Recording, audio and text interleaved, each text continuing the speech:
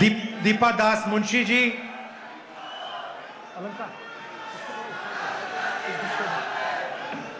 That other one also. Deepa Das Munshi ji, K.C. Venugopal ji, Sunny Joseph ji, V.D. Satishan ji, Sadiq Ali Shihab Tangal ji, Ramesh Chenethala ji, Adur Prakash ji, Shashi Tharoor ji, Sachin Pilot ji, UDF leaders on the stage, dear party workers, UDF workers, brothers and sisters, friends from the media, and everybody who is watching in Kerala and beyond, I'd like to welcome all of you. വേദിയിലും സദസ്സിലുമുള്ള ബഹുമാന്യരായ UDF-ന്റെ നേതാക്കളെ, party പ്രവർത്തകരും UDF പ്രവർത്തകരുമായ ബഹുമാന്യ സഹോദരങ്ങളെ, കേരളത്തിനകത്തും പുറത്തു നിന്നുകൊണ്ട് ഈ മഹാസംഭവത്തെ നിരീക്ഷിച്ചുകൊണ്ടിരിക്കുന്ന, ഈ പരിപാടി ശ്രവിച്ചുകൊണ്ടിരിക്കുന്ന ബഹുമാന്യരായ സഹോദരന്മാരെ, സ്നേഹിതരെ, നിങ്ങൾക്ക് എൻ്റെ അഭിവാദ്യങ്ങൾ. It's nice to see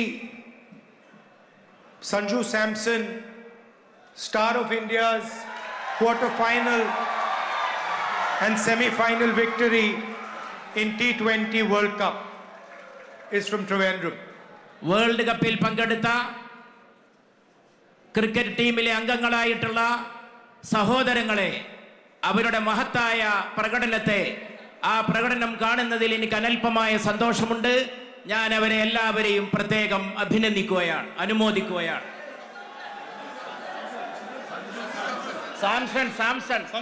Sanju സാംസണെ പ്രത്യേകം ഈ സന്ദർഭത്തിൽ ഈ സദസ്സിന്റെ പേരിൽ നിങ്ങൾ അഭിനന്ദിക്കുകയാണ്. Of course, he's a well-known cricketer, so we are congratulating him, congratulating the people of Kerala. But there are millions and millions of people like him in Kerala, from Kerala, who live abroad, that make our country proud every day. Sanju സാംസണെ പ്രത്യേകമായി അഭിനന്ദിക്കുന്നതോടൊപ്പം അദ്ദേഹത്തെ പോലെയുള്ള അസംഖ്യം പേരെ, നല്ല ക്രിക്കറ്റർമാരായി നല്ല sports രംഗത്ത് ശോഭിച്ചുകൊണ്ടിരിക്കുന്ന ബഹുമാന്യരായിട്ടുള്ള നമ്മുടെ സന്താനങ്ങൾ, നാടിൻ്റെ സന്താനങ്ങൾ, സ്പോർട്സിൽ രാജ്യത്തിൻ്റെ അഭിമാനം ഉയർത്താൻ വേണ്ടി പ്രവർത്തിച്ചു കൊണ്ടിരിക്കുന്നവരെ എല്ലാവരെയും, ആ സ്പോർട്സ് താരങ്ങളെ എല്ലാവരെയും സഞ്ജു സാംസന്റെ പേരിൽ തന്നെ ഞാൻ പ്രത്യേകം അനുമോദിക്കുന്നു. I'm happy to come to this function which marks the culmination of the yatra that the UDF carried out. UDF നടത്തിയ വളരെ പ്രധാനപ്പെട്ട രാഷ്ട്രീയ പ്രക്ഷോഭയാത്രയുടെ സമാപനത്തിൽ ഇവിടെ വരാൻ സാധിച്ചതിൽ എനിക്കേറെ സന്തോഷമുണ്ട്. And I'm happy that it was about listening to the people of Kerala, about listening to what the people of Kerala want, how they want Kerala to move ahead. കേരളത്തെ നിരീക്ഷിക്കുന്നതിന് സമമായിരുന്നു ഈ യാത്രയെ നിരീക്ഷിക്കുന്നത്. കേരളത്തിലെ ജനങ്ങൾ എന്താഗ്രഹിക്കുന്നു, അവരുടെ സ്ഥിതിഗതികൾ എന്താണ്, നാളത്തെ കേരളത്തെക്കുറിച്ചുള്ള അവരുടെ ഭാവന എന്താണ്, അത് നിരീക്ഷിക്കുന്നതിന് ഈ യാത്ര വളരെയേറെ സഹായിച്ചു. And if we want to discuss Kerala and the future of Kerala, we have to understand that Kerala is a global idea. കേരളത്തെക്കുറിച്ച് പറയുമ്പോൾ, കേരളത്തെക്കുറിച്ച് മനസ്സിലാക്കാൻ ശ്രമിക്കുമ്പോൾ പ്രഥമവും പ്രധാനവുമായിട്ട് എനിക്ക് തോന്നുന്നത് കേരളം ഒരു ആഗോള ആശയമാണ് എന്നുള്ളതാണ്. It is of course a state in our beautiful country, but it is also a global concept, a global idea. നമ്മുടെ രാജ്യത്തെ മനോഹരമായ ഒരു സംസ്ഥാനമാണ് കേരളം. അതുമാത്രമല്ല, അതോടൊപ്പം വളരെ പ്രധാനപ്പെട്ട ഒരാഗോള ആശയവും ഒരാഗോള സങ്കല്പവും കൂടിയാണ് കേരളം.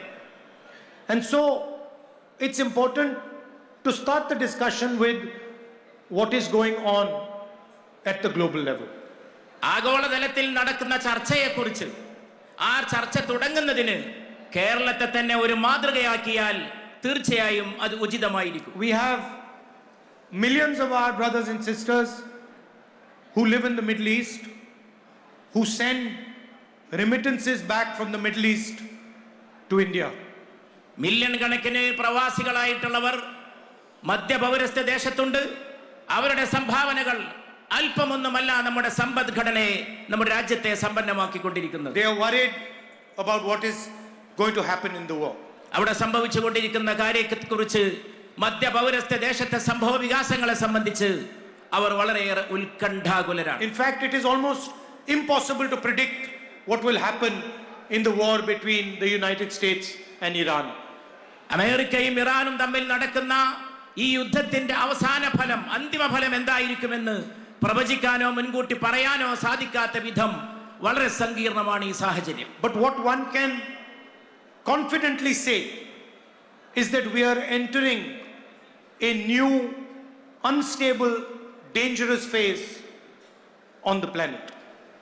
ഈ ഗ്രഹത്തിൽ, ഈ ഭൂമണ്ഡലത്തിൽ വളരെ അസ്ഥിരമായിട്ടുള്ള അനിശ്ചിതത്വം ഉളവാക്കുന്ന ഒരു ഘട്ടത്തിലേക്കാണോ നാം പ്രവേശിക്കുന്നത് എന്ന കാര്യമാണ് നമ്മെ ആശങ്കരാക്കുന്നത്. And so we have to be careful and we have to protect our strength and our people. അതുകൊണ്ട് നാം വളരെ ശ്രദ്ധയോടെ ഇരിക്കണം. നാം ജാഗരൂകരായിരിക്കണം. നമ്മുടെ രാജ്യത്തെയും നമ്മുടെ ജനങ്ങളെയും കാത്തുരക്ഷിക്കുന്നതിന് നാം ബദ്ധശ്രദ്ധരായിരിക്കണം. When a storm comes, you have to walk carefully, you have to look at what is going on, and you have to take more care than usual. ഒരു കൊടുങ്കാറ്റ് വരുമ്പോൾ നാം വളരെ ശ്രദ്ധിക്കേണ്ടി വരും. പരസ്പരം കരുതലോടുകൂടി, ശ്രദ്ധയോടുകൂടി നാം ജാഗ്രതയോടെ അതിനെ നേരിടേണ്ടതായിട്ട് വരും. And most of all, you have to protect your assets and your strength. നമ്മെയും നമ്മുടെ സമ്പത്തിനെയും അത് രക്ഷിക്കുന്നതിനുള്ള ജാഗ്രതയും ശ്രദ്ധയുമാണ് ഇതുപോലുള്ളൊരു സന്ദർഭം ആവശ്യപ്പെടുന്നത്. And here I must say that the Prime Minister has let the country down. He has betrayed the country. ഇവിടെ എനിക്ക് വളരെ പ്രധാനമായിട്ട് പറയാനുള്ള കാര്യം, ഇതുപോലുള്ളൊരു സന്ദർഭത്തിൽ ഈ രാജ്യം ഭരിക്കുന്ന പ്രധാനമന്ത്രി ശ്രദ്ധ പുലർത്തുന്നില്ലെന്ന് മാത്രമല്ല, രാജ്യത്തെ വഞ്ചിച്ചുകൊണ്ടിരിക്കുന്നുവെന്നാണ് എനിക്ക് പറയാൻ. I do not use the word lightly. I am using the word precisely because I believe that the Prime Minister has betrayed the country when he signed the US deal. ഞാൻ ഈ കാര്യം ലഘുത്വത്തോടു കൂടി പറയുന്നതല്ല. ഞാൻ ഈ വാചകം വളരെ ലളിതമായിട്ട്, ഈ വാക്ക് വളരെ ലളിതമായിട്ട് ഉപയോഗിക്കുന്നതല്ല. അമേരിക്കയുമായിട്ട് കരാർ ഒപ്പിട്ടപ്പോൾ പ്രധാനമന്ത്രി രാജ്യത്തെ വഞ്ചിച്ചുവെന്ന് വ്യക്തമായും സ്ഫുടമായും പറയാനാണ് ഞാൻ. And the result is going to be borne by the people of our country, by our farmers, by our small and medium business owners, by our workers. ഈ കരാർ നമ്മുടെ രാജ്യത്തെ ജനങ്ങളെ വളരെ ഹാനികരമായി ബാധിക്കുമെന്ന കാര്യം തീർച്ചയാണ്. നമ്മുടെ കർഷകരെ, നമ്മുടെ ചെറുകിട കച്ചവടക്കാരെ, നമ്മുടെ സമൂഹത്തെ ഒന്നടങ്കം നമ്മുടെ ജനങ്ങളെ വളരെ ഹാനികരമായി ബാധിക്കുന്ന ഒരു കരാറിലാണ് രാജ്യം ഭരിക്കുന്നവർ ഒപ്പിട്ടിട്ടുള്ളത്. No Prime Minister before him has opened agriculture to American agriculture. ഇതിനു മുമ്പ് ഒരു പ്രധാനമന്ത്രിയും രാജ്യത്തിന്റെ കാർഷിക രംഗം ഒരു വിദേശ രാജ്യത്തിന് വേണ്ടി തുറന്നു കൊടുത്തിട്ടില്ല.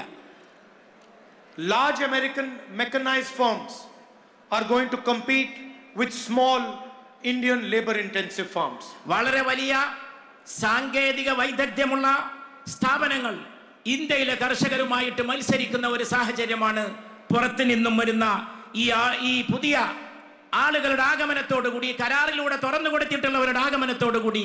The result is going to be devastation in our agricultural sector, devastation for our cotton farmers, our corn farmers, our dal farmers, our fruit farmers. നമ്മുടെ ഭക്ഷ്യവിഭവങ്ങൾ, നമ്മുടെ ധാന്യങ്ങൾ, നമ്മുടെ പയർവർഗ്ഗങ്ങൾ അതെല്ലാം കൃഷി ചെയ്തുകൊണ്ടിരിക്കുന്ന കർഷകരെ തകർക്കുന്നതാണ്. ആ കാർഷിക മേഖലകളെ മുഴുവൻ തകർക്കുന്ന രീതിയിലാണ് ഈ അമേരിക്കയുമായുള്ള കരാർ ചെന്ന് അവസാനിക്കുക. And our soya farmers, soybean. അതുപോലെ നമ്മുടെ സോയാബീൻ, ഈ മേഖലകളിലെല്ലാം നടക്കുന്ന കൃഷിയെ തകർക്കുന്നതായിരിക്കും ഈ കരാർ. The second thing the Prime Minister has signed away is our energy security. Energy security. ഊർജ സുരക്ഷ ആ പ്രധാനപ്പെട്ട മേഖലയാണ്, വളരെ സങ്കീർണമായിട്ടുള്ള പ്രധാനപ്പെട്ട മേഖലയാണ്. ഇതിലൂടെ പ്രധാനമന്ത്രി വിദേശ ശക്തികൾക്ക് വേണ്ടി തുറന്നു കൊടുത്തിട്ടുള്ളത്. Imagine that the Prime Minister of India has committed to President Trump that India will only buy oil from who America wants it to buy oil. America പറയുന്നവർക്കും അവർ ഇഷ്ടപ്പെടുന്നവർക്കും ഏത് രാജ്യമാണോ അവിടെ നിന്ന് മാത്രമേ എണ്ണ വാങ്ങൂ എന്ന് ഇന്ത്യയുടെ പ്രധാനമന്ത്രി അമേരിക്കയുമായി പറഞ്ഞുറപ്പിച്ചിട്ടുണ്ടോ എന്ന രംഗം ഒന്ന് ഭാവനയിൽ സങ്കല്പിച്ചു. Imagine that a country as powerful as ours has to take permission from the United States if it wants to buy oil from Russia. റഷ്യയിൽ നിന്ന് ഓയിൽ വാങ്ങാൻ വേണ്ടി അമേരിക്കയുടെ സമ്മതത്തിന് വേണ്ടി ഇന്ത്യ കാത്തു നിൽക്കേണ്ടി വരുന്ന ഒരു സാഹചര്യം വരുമോ എന്നൊന്ന് സങ്കല്പിച്ചു നോക്കൂ. The third thing that President Trump has extracted from the Prime Minister is Indian data.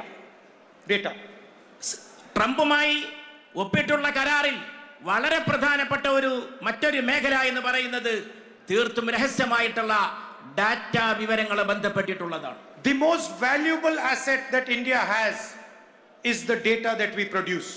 ഇന്ത്യയുടെ ഏറ്റവും വിലപ്പെട്ട സമ്പത്ത് എന്ന് പറയുന്നത് അത് ഉൽപ്പാദിപ്പിക്കുന്ന ഡാറ്റയാണ്, ഡാറ്റയുമായി സംബന്ധിച്ചിട്ടുള്ള വിവരശേഖരമാണ്. Any talk about AI has to be based on data. നിർമ്മിത ബുദ്ധിയുമായിട്ട് ബന്ധപ്പെട്ട ഏത് പ്രവർത്തനവും ഏത് പ്രക്രിയയും ഈ ഡാറ്റയെ ബന്ധപ്പെടുത്തിക്കൊണ്ട് മാത്രമേ രൂപകൽപ്പന ചെയ്യാൻ സാധിക്കൂ. And our 1.4 billion people produce the largest amount of data on the planet. നമ്മളാകട്ടെ ലോകത്ത് ഏറ്റവും കൂടുതൽ ഡാറ്റ വിവരശേഖരം ഉൽപ്പാദിപ്പിക്കുന്ന രാജ്യമാണ്. This includes medical data, it includes data on movement of people, it includes communication data. ഇത് ചികിത്സാ രംഗത്തുള്ള ഡാറ്റ, വൈദ്യശാസ്ത്ര രംഗത്തുള്ള ഡാറ്റ, ജനങ്ങൾ സഞ്ചരിച്ചു കൊണ്ടിരിക്കുന്ന അവരുടെ യാത്രവുമായിട്ട് ബന്ധപ്പെട്ടുള്ള വിവരങ്ങൾ, അങ്ങനെ വളരെ പ്രധാനപ്പെട്ട വളരെ വികാരസാന്ദ്രമായിട്ടുള്ള വിവരങ്ങൾ അടങ്ങിയിട്ടുള്ള ഡാറ്റയാണ് ഇതിലൂടെ നഷ്ടപ്പെടുന്നത്. All of it has been signed away by Prime Minister Modi. ഇതെല്ലാം പ്രധാനമന്ത്രി മോദി ഒപ്പിട്ട് വിദേശ ശക്തികൾക്ക് വേണ്ടി അടിയറവ് പറഞ്ഞു വെച്ചു കൊടുത്തിരിക്കുകയാണ്. And the final thing he has done, he has promised President Trump that we will buy billions of dollars of imports from the United States. 9 lakh crore imports from the United States every year. 9 lakh crore ഓരോ വർഷവും അമേരിക്കയിൽ നിന്ന് അത് വിലമതിക്കുന്ന സാധനങ്ങൾ വാങ്ങുമെന്നതാണ് ഈ കരാറിൽ ട്രംപുമായി ഒപ്പിട്ടിട്ടുള്ള മറ്റൊരു പ്രധാനപ്പെട്ട വ്യവസ്ഥ. കൂടുതൽ വാർത്തകൾക്ക് news 18 Keralam YouTube channel subscribe ചെയ്യുക.